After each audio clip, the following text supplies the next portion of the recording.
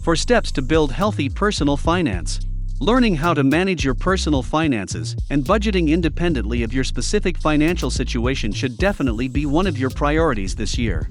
I mean, it should be one of your priorities during your whole life, but if you haven't kick-started the process yet, this year is as good time as any to get more involved in the world of personal finance. New thinking, new finance. Welcome to the Legend Finance Academy. Today we're gonna talk about money and our problems with it. For most of my life I wasn't very good with money. I made it and I spent it. The money came in and out. Since nearly 8 out of 10 Americans live paycheck to paycheck, I'm guessing that's something that you can relate to as well. Money seems to completely slip through our fingers. No matter how much money we make, our bank account seems to have a completely different agenda. One of the reasons that we're bad with money is because money is taboo. We can't even talk about it with coworkers, with family members, without people feeling judged or downright offended. However, as the unprecedented COVID-19 pandemic took the world by storm, one of the most important lessons I learned from this crisis was the need to understand how to properly plan and manage my personal finances towards building a secure future. The only way to improve is to start an honest conversation about money. We need to remove our egos and actually try to learn. There's no way I can make a thorough video on personal finance. Personal finance is a ridiculously huge world of advice, different rules, and experiences. And it's completely impossible to convey in one simple video. One of the best ways that I've found to learn about personal finance is through books. Here I'll give you 3 recommendations. Ramita Sethi's I Will Teach to Be Rich, Dave Ramsey's Total Money Makeover, and Tony Robbins' Unshakable. All 3 of these books lay out great advice, trusted advice that has worked, and I think that you'll find a lot of value from them. After graduating from college, I left with a degree in mass communications and $89,000 in student loan debt. Then I bought a brand new car. Yes, I did tell you I wasn't very good with money. And I never stopped. I added a new TV, iMac, and even a game console to my running tab. That console was pretty cool though. Soon after college, though, I came to the realization that I had dug myself into a hole so deep it didn't even seem possible that I'd ever get out. I needed to make a change that I couldn't just pretend like I wasn't in massive trouble. It was one of the most challenging things that I've ever done in my entire life. But over the course of 4 years, I was able to pay off every single student loan, even that car payment. If you're feeling like in a similar situation right now, and thinking about starting out with personal finance, there are 4 recommended goals you should prioritize. Building an emergency fund. First and foremost, let's get started with the emergency fund. A full emergency fund should vary between 3 to 6 months of expenses. You need your emergency fund because life is unpredictable, and there are sometimes incredibly large and unforeseen expenses that may throw you off balance. For many specialists on personal finance, the emergency fund should be your first goal if you're started on this path. Also, you should always have your emergency fund fully stocked.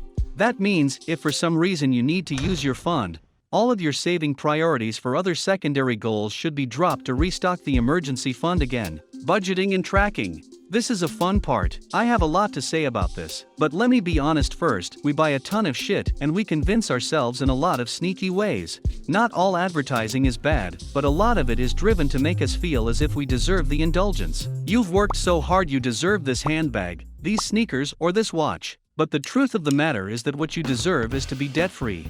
You deserve not living paycheck to paycheck. We face pressure from social media. Keeping up with the Joneses or the Kardashians is a very real thing. And if we're not curating and mindful of our news feeds and our social media feeds, it can be very tempting to want to keep up and have the things that everybody else have. Otherwise, we'll have the fear of missing out. Budgeting and tracking more than specific goals you need to achieve are habits you should start strengthening and implementing early on. If you're feeling a bit lost as to where your money is going, I highly suggest you to regularly track your expenses. This may seem completely useless at first, since you're probably just either copying your expenses from your banking extracts or manually filling in where you spend your pocket money. But more than compiling numbers, tracking your expenses is like reviewing your spending habits.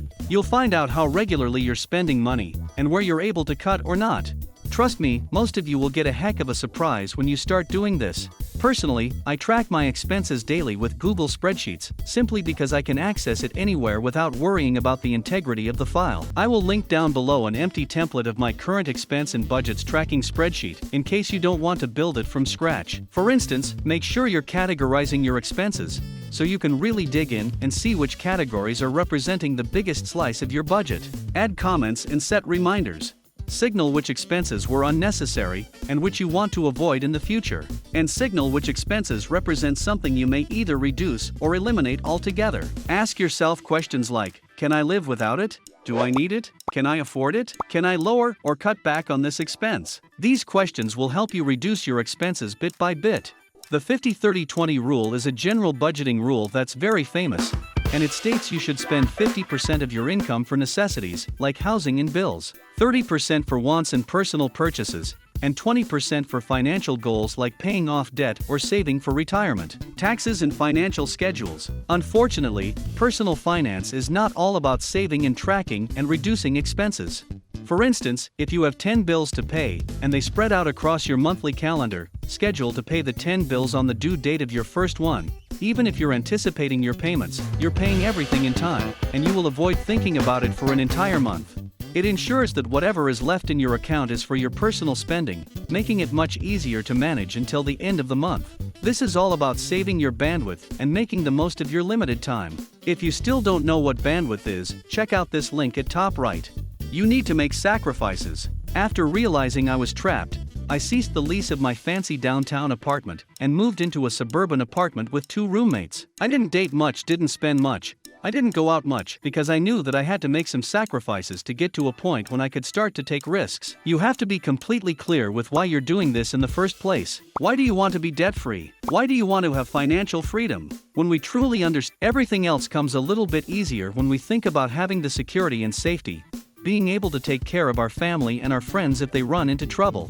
The strategy couldn't be simpler. Spend less money than you make. If you can build a healthy relationship with money and create positive habits that stick with it, you will definitely be able to become financially free. Thanks so much for watching. What things have helped you to chip away and even get out of debt? I'd love to hear about your success story.